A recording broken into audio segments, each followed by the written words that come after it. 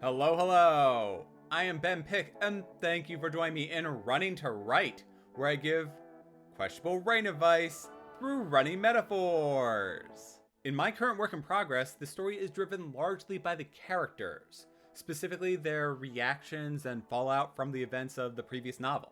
Their struggles simmer beneath the surface as I push them more and more. I've included more day-to-day events, a few holiday celebrations, and general conversations where the characters discuss the results from the previous novel. I know readers won't be as engaged with these quieter moments unless they care about the characters. What makes a character interesting so people want to read more about them? That's what I'm answering today. To begin with, this is an entirely subjective opinion, and every reader will have their own take on the characters. Some readers will adore the characters for the way they act, some will appreciate the journey they go on, and some will be disgusted by a minor detail as they throw the book against the wall. When I'm reading, the biggest draw for me is to establish a connection with the characters. I can be engaged by anything, whether it's a character's lofty ambitions, their struggles which mirror my own, or their unique way of thinking. Whatever it is, something needs to pull me down into the story. Most readers won't want to follow a horrid excuse for a human being. There can be terrible people within a story, but when the main point of view or significant characters are all arrogant and whiny, that makes my reading experience a mental slog. There's a difference between friendly banter between close friends and condescending people whose only characteristics seem to be disdain for everyone around them. These train wrecks can be fun when the book, show, or movie recognizes how awful the characters are, like the villains turned hero in Suicide Squad. Those stories acknowledge their flaws and sometimes even play to them, such that the reward these anti-heroes receive is usually a delayed prison sentence. In much the same way, I design my running courses so that I won't be miserable. That means I don't run when it is pouring down rain or hailing or sleeting, and I try to design the courses themselves so that I avoid people on the sidewalks or certain traffic lights where I know everybody runs them. Because I've almost been hit a few times. Actually, this week, 2 cars had to slam on their brakes because they were going to run red lights. Hooray, DC. Each of my runs have enough merits to keep me coming back to them week in and week out, so I don't get bored during the hour and change that I'll be out there running. My point is, I keep coming back to certain runs and courses because I make them interesting for me. Bringing this back to characters, these are my 5 tips to creating characters readers want to follow. Number 1, personality. Like shouting drama at a reader, we can't write interesting character as a description and have that mean anything. Give the characters a personality and don't tell the readers what it is. Show them being brave or cowardly, selfish or compassionate. I hate when a book tells us how outgoing a character is, yet they spend the entire novel shunning their friends and the only new people they meet are done so by accident. The main characters don't need to be beacons of charisma where side characters jump around one another to do their bidding. When I write, I track each character within a scene and define their goals. That way I can align their actions, their thoughts, and dialogue to those goals. A determined character may bash down a door to save someone. A crafty character may pick the lock. A smart character may look for an alternative way in, like a window or a back door. And a compassionate character may knock. Yes, I know I'm stealing this from a joke about the houses in Harry Potter, but it still applies here for giving characters personality and unique approaches to problems. Give each character a unique personality built on a depth of emotions and desires which build off the other characters around them.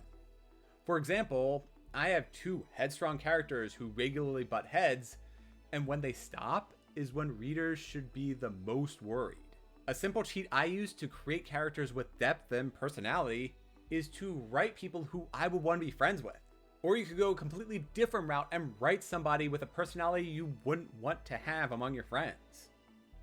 I appreciate a good night's sleep, so I would never want to hang out with somebody who parties in one city only to end up seeing the sunrise in a completely different one. Depending on how it's written, I might want to read about a character like that so I can live vicariously through their different life choices, all while they somehow manage to save the universe. Number 2, real. This is the DC vs. Marvel problem and why I like Marvel characters and stories so much more. DC tell the stories of gods. Wonder Woman, Superman, and even Batman are all worshipped. No matter how much I train my mind and body, I will never be Batman, particularly because I'm not a billionaire, but also because time and again, in most ways, he has proven to be the best possible human. I'm in fairly good shape, but I would never be able to complete one of Bruce Wayne's workouts, nor would I want to. That level of dedication and physical stamina and strength are made by somebody who is largely detached from reality, so much so that for all intents and purposes, he is no longer human. That level of intellect where Batman has a tool or process to take down any potential villain is so far beyond what a real human could ever hope to achieve. On the other hand, Marvel heroes feel like real people put in extraordinary situations. Depending on the origin story you want to use, Peter Parker was a struggling scientist/student when a radioactive spider bit him. His problems only compounded when he gained superpowers. His grades tanked, his relationships suffered, and he had difficulty maintaining a job, which means he was ever at risk of being evicted. Those are all real problems. I don't live in New York City, but my friends that do suffer from similar issues. They have trouble meeting new people, and especially with COVID, visiting with the friends that they already have. Their rent issues might not be as bad as Peter Parker's, but they have taken certain jobs to help ease those sky-high property values. What I'm trying to say is that if my friends gained spider powers, they would not be a hero like Spider-Man or Spider-Woman, but I could imagine them having to deal with similar issues. By being able to relate to realistic characters, I'm drawn more into their story. My characters are amalgams of people I know in real life. Some of it is subconscious and some of it I add intentionally. It's really fun when my alpha and beta readers get a reference because they were there. Those tiny turns of phrase capture real moments from my life as words on the page. Number 3, cracks in the armor. I want to read about characters who don't have their shit together. Reading about another Herculean character who has no flaws or one single fatal flaw is boring. I do want to mention that this is more than making a character real by giving them issues to deal with. I want to say that we as writers need to be careful how we build our characters' flaws. Too flawed and they feel unrealistically broken. Certain problems will also cause readers to DNF a novel, such as assault or rampant misogyny. If I started a new fantasy series and the main character acted like Tucker Max, I wouldn't make it past page 1. Here's another running metaphor tangent. I hate certain parts of my run and have adjusted the route I go on to avoid streets which were too torn up. Specifically, there are parts where I jump off the sidewalk into the bike lane after checking to make sure no one's there because the bricks are, well, too misaligned and I'm at risk of twisting an ankle. This is a weird comparison, but people could be like roads where they have potholes or bricks out of alignment to trip the unsuspecting. More important than giving a character a flaw is to weave it into the story. Otherwise, it feels like this was an afterthought the author included to make their characters unique. Make your characters flawed and show how they persevere through adversity. Maybe a skilled duelist loses their arm and they have to find a new way to creatively fight with a sword. Perhaps they tie it to their off arm or attach it at their elbow. Number 4, sympathy.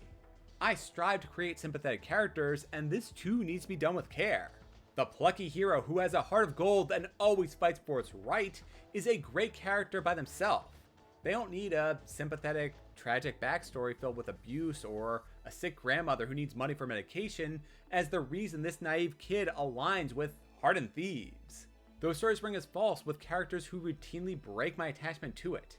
Characters don't need overly tragic backstories shoved into their motivations, particularly when they aren't relevant to anything within the story, because this makes it feel like they just are checkboxes on a character sheet.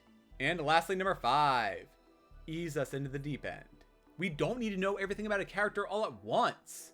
This works best with a series where you can delve deeper into a character across multiple novels. My favorite runs are the ones where I discover something new on a well-tread course, so I need to explore it the next time I go there.